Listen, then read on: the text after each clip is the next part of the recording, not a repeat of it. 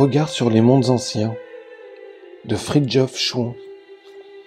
Extrait tiré du chapitre Chute et déchéance.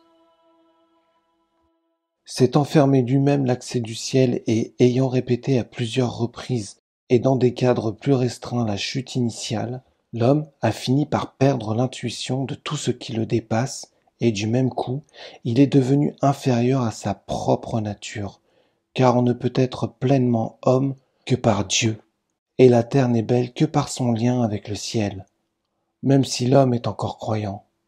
Il oublie de plus en plus ce que veut la religion au fond.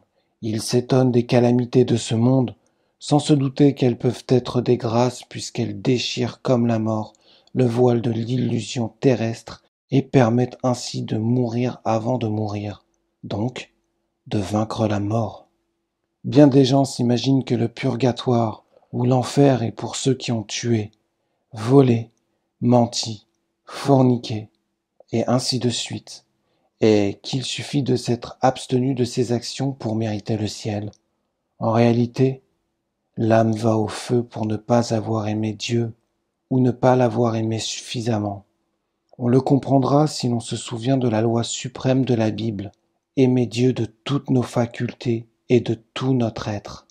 L'absence de cet amour n'est pas forcément le meurtre ou le mensonge ou quelque autre transgression, mais c'est forcément l'indifférence. Et celle-ci est la tare la plus généralement répandue. C'est la marque même de la chute. Il est possible que les indifférents ne soient pas des criminels, mais il est impossible qu'ils soient des saints.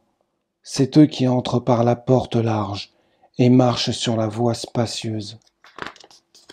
Et c'est d'eux que dit l'Apocalypse. Aussi parce que tu es tiède et que tu n'es ni froid ni chaud, je te vomirai de ma bouche.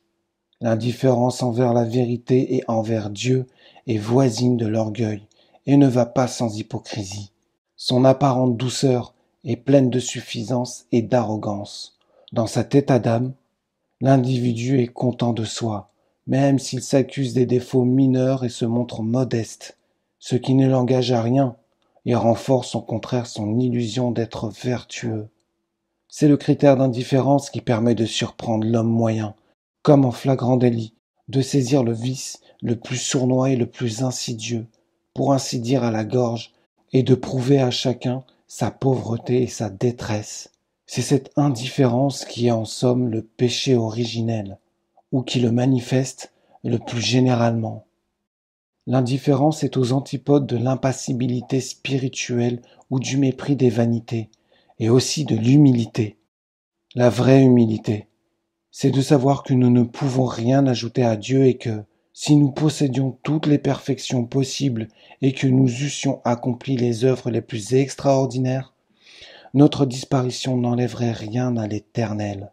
La plupart des croyants eux-mêmes sont trop indifférents pour sentir concrètement que Dieu est non seulement au-dessus de nous, au ciel, mais aussi devant nous, à la fin du monde, ou même simplement à la fin de notre vie, que nous sommes traînés à travers la vie par une force inéluctable, et qu'au bout du parcours, Dieu nous attend, que le monde sera submergé et ravalé un jour par une irruption inimaginable du miraculeux pur, inimaginable parce que dépassant toutes les expériences et toutes les mesures humaines.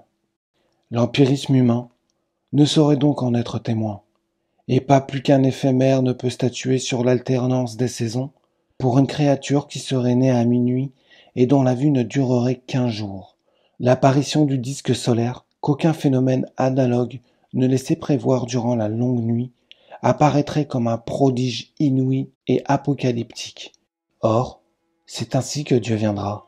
Il n'y aura plus que cette seule venue, cette seule présence, et le monde des expériences en éclatera.